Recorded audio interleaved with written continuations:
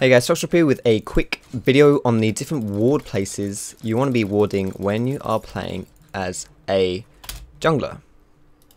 Now, you guys, this is a video which you guys have requested for me, so I thought I'd do it for you guys.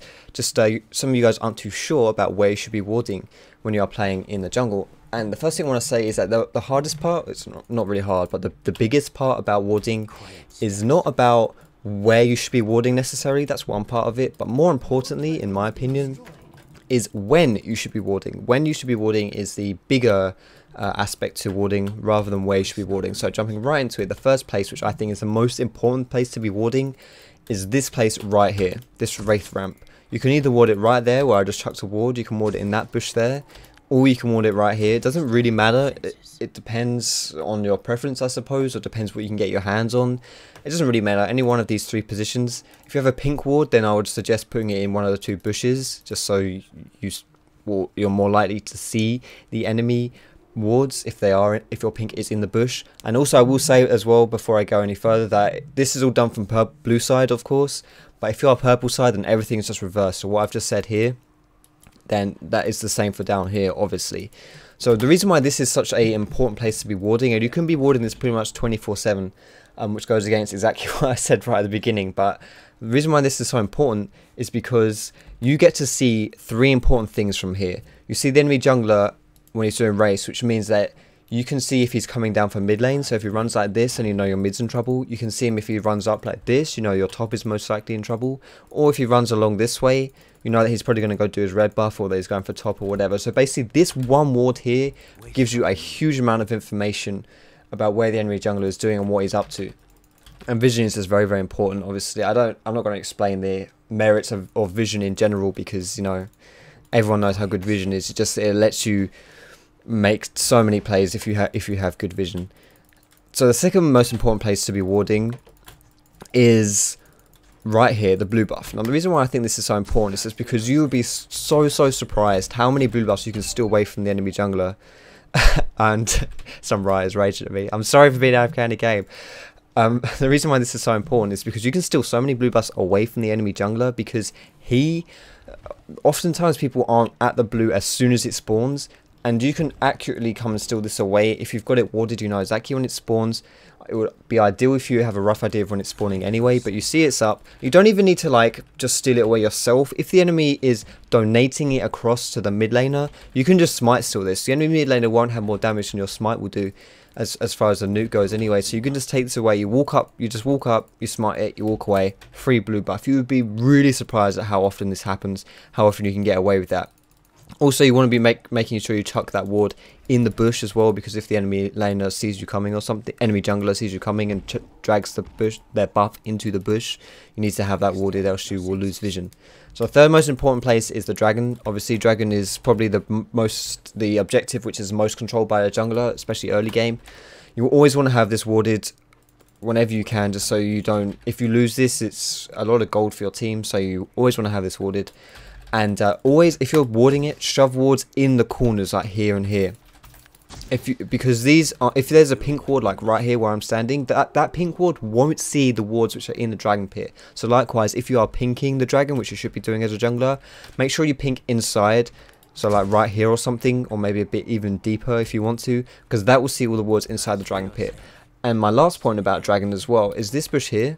If you put a pink ward in there, it will see the pink wards that are over here where I'm standing now. And people very rarely use this bush here. And also, if it is pinked by the enemy team, if you shove a ward in this bush right here, you won't be able to see the dragon itself, but you'll be able to see when they are doing it.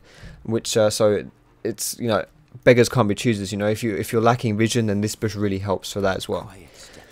So the next important place to be warding is simply just warding for your laners. If your laners are lacking wards, ward up for them. It's no big deal. Like if your top laner went back and doesn't have a ward, don't be afraid to go ward this tri area. Don't be afraid to go ward this area outside Baron either.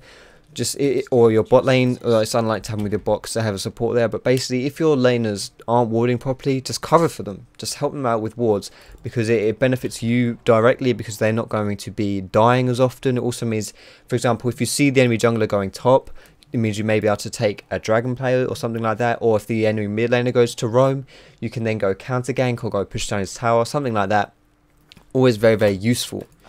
The 5th place are defensive wards. So if you think you are going to be invaded, you don't want to be doing these wards all the time, because sometimes they'll be a waste. But if you do think you're going to be invaded, if you feel vulnerable, if you are weak, if the enemy jungler is strong, if the enemy laners are strong, defensive wards. So you want to be warding the entrances to your jungle, because you don't necessarily want to be warding the buffs themselves, because by the time that if you do ward the buff, by the time you see the enemy jungler on it, chances are he's going to be able to take it away and then leave without punishment, because you won't have enough time to react. So you want to be warding the entrances to your jungle, so you see when the enemy jungler is on his way, because then you have enough time to react and make a play on it.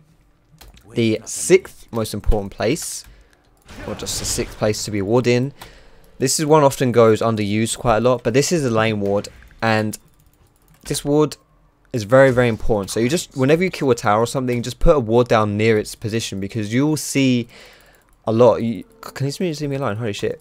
You will see like this vision here.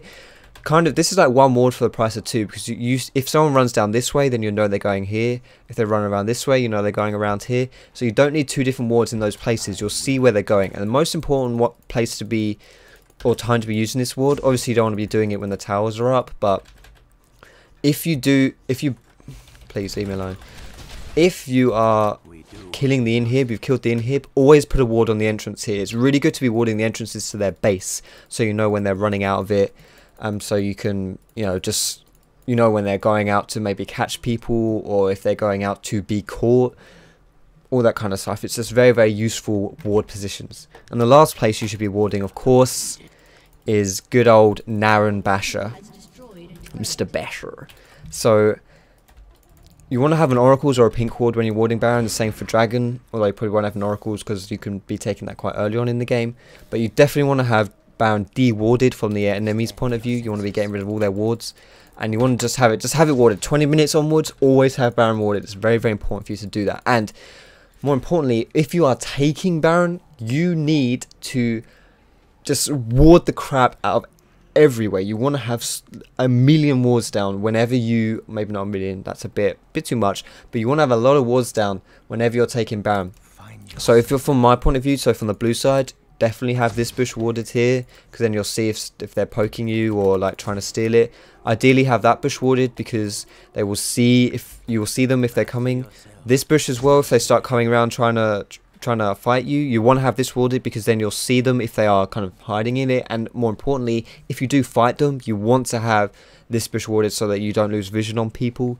Or if you're doing it from the purple side, again, ward this bush, because for the same reason it's quite important. Ward here, ward here, shove a ward down here as well. You just want wards everywhere when you're doing Baron. The reason why vision is even more important when you're doing Baron is because you can make plays, you can like engage onto them when they're coming to stop you doing Baron. If you stopped all their vision, then they are extremely vulnerable position, and you want to be capitalizing on that. A lot of games are won not because of Baron himself, but because the plays that evolve around Baron. So if they're coming onto you and you have vision of them and they don't have vision of you, you're in a huge position of power. And those are the opportunities which you can really take by the throat, and you can use to close out games. You can catch people out of position and just engage onto them, and it's just a really, really good spot. You want to be having loads of wards when you are doing Baron. And that's pretty much all for the wards. I think that covers most of it. I really don't want to bore you guys too much, and this video is dragging on a tiny bit. But in future, if you want to see videos a bit like this, which are more of the theory side, I suppose you could say, as opposed to actually playing, then just tweet me at Foxdrop below all the ideas you have, the different videos you want to see. I'll read through them, and I'll decide for future videos. And also, before I leave you, I want to make you aware of this video which I've just seen. Someone just showed me.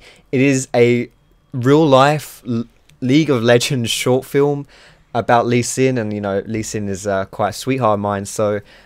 And it's really like awesome video. It's amazing that you'll see the banner here down in the screen. You can click that, the annotation will be there, and there'll be a link in the description as well if you check that out. I definitely recommend you go doing that.